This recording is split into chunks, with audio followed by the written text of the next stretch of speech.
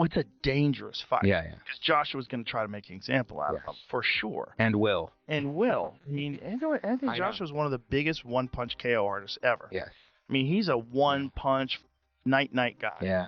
Wade, if Jake Paul gets knocked out, will his career be over? Buddy, his life may be over if he gets knocked out by AJ, because that dude put Francis Ngannou flat on his back, and I had never seen Francis Ngannou hurt before. Again, I don't think this is a proper. I don't think that I would ever consider having a debate about whether Anthony Joshua versus Jake Paul is a proper fight between two bona fide champions. I think Jake Paul is someone that's creating a lot of opportunity for himself and using sport as the anchor for it. Will I watch it? No. Do I value it? No. Joe Rogan warns Jake Paul that imagining a fight with Anthony Joshua could potentially end his career. Rogan says Joshua isn't just another heavyweight. He's an Olympic gold killer with thunder in both hands and a mindset built to destroy anyone who disrespects real boxing. According to Rogan, Joshua would treat Jake like a statement, a brutal message to every influencer chasing clout. The skill gap is so massive that Jake could face a devastating, spirit-breaking ending. If he beat Anthony Joshua, good Lord. Good Lord. I mean, that's a big if. Right? I mean, Anthony Joshua, I do not think- Olympic gold Yes. medalist, former heavyweight champion of the world. What he did to Francis Ngannou, good Lord. Yes. Do you want that smoke? Yeah, I just think it's all about the promotion or whatever. I have no idea what the actual motivation is for that fight's not competitive at all. Well, it's a dangerous fight. Yeah. Because Joshua's going to try to make an example out of him, for sure. And will. I mean, Anthony Joshua is one of the biggest one-punch KO artists ever. Yes. I mean, he's a one-punch. Wade Plemons from the Wade Concept delivers a fierce warning to Jake Paul, stressing that stepping in with Anthony Joshua is not bold, it's borderline reckless. He explains that Jake walks around near 90 kilograms, while Joshua competes at a crushing 111 kilograms, creating a dangerous gap in raw power, size, and physical impact. Plemons reminds everyone that AJ isn't just a big puncher. He's an Olympic gold-level technician who has battled the world's best heavyweights. He argues that Jake might view this matchup as entertainment or a money move, but Joshua represents an entirely different universe of danger. According to Plemons, one clean knockout from Joshua could change Jake's career and life forever. He believes Jake's hunger for massive paydays is blinding him from the brutal reality waiting in that ring. making this fight, one, yes, that's the former heavyweight champ. Why is he fighting Jake Paul? And two, why is Jake Paul putting his health and well-being on the line? Because someone asked me on Twitter, Wade, if Jake Paul gets knocked out, will his career be over? Buddy, his life may be over if he gets knocked out by AJ, because that dude put Francis Ngannou flat on his back, and I had never seen Francis Ngannou hurt before. Again, it's boxing, not MMA. Jake has a little more experience, but we're talking about a massive size difference. AJ's still relatively young and still relatively got something left in the tank, and he's only fought the world-class guys for the last 10 years. This would be Jake's not only hardest fight, most dangerous fight of his career. If Jake is doing this, it could signal the last one. I'm not even joking. This could signal Jake being like, I'm having one more of these and I'm out. Because where do you go from Anthony Joshua? We'll get into that part in a second, but the Netflix thing. We know that Anthony Joshua is an exclusive fighter to DAZN. Eddie Hearn has stated that multiple times. AJ, I'm pretty sure, even has a piece of DAZN. I could be wrong about that, but he signed a mega deal years ago with them. So for this fight to take place on Netflix would mean DAZN would say, you can have one of our biggest cash draws, and I may be in a revenue share thing, or maybe Netflix pays them some money, but you can have our biggest cash draw, and we don't have an affiliation with it. That seems a bit unrealistic. But having said that, this isn't a report from anybody in the camp. This is not MVP saying it. This is not Eddie Hearn saying it. This is Mike Coppinger, who I guess has talked to people in the camp. But an independent source saying that they are finalizing a deal. Not that they're in talks. They are finalizing a deal. So this is, again, we're talking 1 yard line, first and goal, right? Boxing Kingdom dropped a major bomb on X, revealing that negotiations for Jake Paul versus Anthony Joshua are actively underway, and this time, it's not some harmless exhibition. They claim the fight would be a full professional showdown under official Queensberry rules, complete with sanctioned judges, referees, and every ounce of real risk that comes with a true heavyweight contest. Rumors exploding that the bout is targeting December sparked a wildfire across the boxing world, sending fans into a frenzy. But Eddie Hearn, Joshua's longtime promoter, quickly stepped in to cool the flames, calling the reports premature and insisting that no official contracts have been signed. He warns that much of the talk right now is pure speculation, even if the hype makes it feel real. Yet Ariel Helwani, one of the most trusted voices in combat sports, sees things differently. He argues that when this many insiders start buzzing, it's usually a sign that something is truly happening behind the curtain. Helwani believes the momentum behind these rumors suggests the fight could realistically land at the end of this year or early next year. Despite Hearn's caution, he remains convinced that this massive crossover clash might be closer than anyone thinks. Joshua and Jake Paul are finalizing a deal for a heavyweight fight on Netflix in December in Miami. Sources tell Ring Magazine Paul steps up massively to fight the former heavyweight champion after his exhibition with Gervonta Davis was canceled. Major props to Paul. So there you have it. In the midst of all this, I did reach out to Eddie Hearn, as did Gareth, and he said, "We have spoken, but nothing close, and I doubt he would be so crazy." He being Jake. I then asked him, "Would you say this report is premature?" He said, "Absolutely." And then I said, "Can I attribute this to you?" And he said, "Yes." And so what do we make of this, guys? Do we think there's smoke to this fire? PT, what do you think? You think this is something that could actually happen? This would be within the next month, right? This would be sometime between now and probably December 19th or so, in that time frame. What do you think?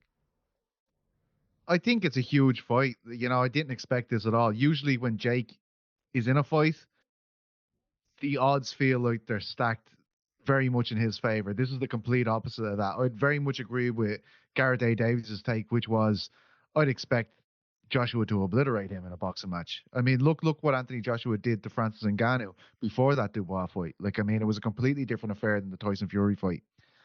I think, having heard Eddie Hearn's update and having looked at that tweet again, it feels like boxing's equivalent to the old in the works reporting that we used to see in MMA an awful lot, right? Like when we weren't quite sure, maybe one side had verified that this fight is happening, but you can't get the other side to commit, and it's in the works.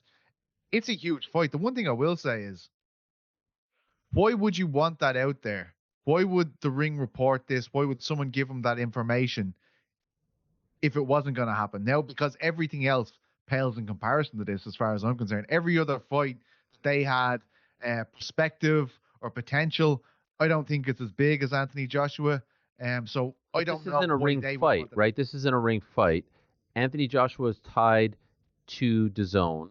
Anthony Joshua has a relationship with Turki Al-Sheikh in Riyadh season. The Ring is owned. MMA Fighting shared Leon Edwards' blunt reaction to the swirling rumors of a Jake Paul versus Anthony Joshua showdown, and he didn't hold back. Edwards said that if AJ doesn't knock Jake out within 1 or 2 rounds, then something must be wrong, maybe even fixed. His remark highlights the massive gap in experience, skill, and raw knockout power between the two. As a UFC welterweight champion, Edwards' perspective carries weight, and he made it clear that Joshua should dominate without resistance. His reaction reflects what many in combat sports believe. Jake Paul simply isn't built to survive the kind of power Anthony Joshua brings. You've seen this fight's in the works, Anthony Joshua versus Jake Paul. As a Brit, how do you evaluate? Just seen that. Someone just told me about that. That's mad. Fair play to Jake Paul, first of all, for taking it. But if AJ doesn't knock him out in like 1-2 rounds, then I feel like the fight must be fixed or something, because I'm going to Anthony Joshua, obviously, for the KO. So yeah, when is it, you know? It's meant to be next month they're working towards. Oh yeah, sick. Yeah, I'm going AJ for the win. Cheers. Francis Ngannou, the former MMA heavyweight champion who transitioned into boxing, once stepped into the ring with Anthony Joshua and paid a brutal price. Joshua knocked him out cold, proving once again that his power is unquestionable and his heavyweight skill set is no accident. Jake Paul had already entertained the idea of fighting Ngannou, which was a daring move by itself given Francis's terrifying reputation. But now the focus has shifted to Joshua, an even more dangerous mountain to climb. Jake is targeting a man who not only flattened Ngannou but has also consistently shown that his size, speed, experience, and precision make him a nightmare matchup. And while early talks revolved around Jake Paul versus Ngannou, Francis publicly rejected the idea, calling it disrespectful and refusing to waste his time on a crossover influencer. Now, Jake is gambling on a fighter far more lethal. One misstep, and the consequences could be enormous. Jake, and everything's wrong with Francis. He can go with Francis. So now all of a sudden you start satisfying both ends of this. Okay. So when that falls through, the rumor is that Francis and Jake are still in talks. Even though Francis did not come through on the event he was offered and the date he was offered, MVP and Netflix may be willing to reschedule everything and still make him part of it. And Francis' big statement was just, hey, this doesn't make sense. It's not what I'm looking for. Doesn't make sense. Okay. That's not my business. I can't be mad at Francis for that. That just cost Francis a once-in-a-lifetime opportunity. That just cost Francis life-changing money. I can't be mad. If I'm mad at Francis, then I got my way. He cut off his nose to spite his face. Can't be mad at him. He's already been punished. What good does it do me to be mad at him? All right. Well, then you bring in Joshua. Joshua shows you how it's done. And Joshua and Francis are not remarkably competitive. Not only did they box, they're not remarkably comparable, but in the world of boxing, just the accomplishments. I mean, Joshua Bez, Olympic finalist, for goodness sakes, right? Just like lifelong, very well known. Multiple generations of boxing ties. Go all the way back to Klitschko. Go all the way back. You couldn't go before Klitschko was there first, but you go all the way back to Klitschko. Anything that has ever happened in the sport of boxing says you can tie Joshua to. And he's a professional, and above everything else, he's a real boxer. So if he is to say something makes sense, then it makes sense. Right? If you have Joshua's opinion of does this make sense to now, none of us know what sense means. We don't even know if he's spelling it with an S or a C. None of us can define or tell you what this means. It makes such little sense that Francis can't even tell you why it doesn't make sense. But again, I can't be mad at Francis. He already pissed down his own leg. So, if you could have Francis's opinion of what in the world of boxing or combat or money or business or sport makes sense, like Francis's level of success is not remarkably comparative to Joshua. Simon Jordan, the UK boxing commentator and former club owner, was brutally clear about his view. The idea of Anthony Joshua versus Jake Paul is stupid and ridiculous. Jordan acknowledges the money involved is massive, but insists this is not about competition. It's about spectacle. Jordan emphasizes that Joshua is a two-time world heavyweight champion, has fought top-tier contenders, and built his legacy. Jake Paul, by contrast, is nowhere near that level. Jordan argues that this fight would not move Joshua's legacy in any meaningful way, and that it would only serve to endanger Jake and degrade the purity of heavyweight boxing. For a fight between Anthony Joshua and Jake Paul in December. What does it tell us, Simon? Does it tell us more, as I said in the introduction, about the falling star of AJ or the rising one of Jake Paul? It tells you that there's a huge opportunity for enormous amounts of money to be generated around a fight that really has no integrity behind it in terms of as a fight, but in terms of as a media spectacle and entertainment opportunity. You've got a very talented YouTuber that's built himself into a massive influence with a huge following, and you've got a former two-time champion of the world that operates at a very high level of engagement. Whether he's a high level of performer anymore is a different discussion. So it becomes about how much can this fight generate, how many eyes on the prize. I mean, I spoke to his very close friend, Michael Jarman, about this very fight about 3 or 4 months ago, and he was like, oh, what do you think? What difference does it make? Oh, it would potentially jeopardize his legacy.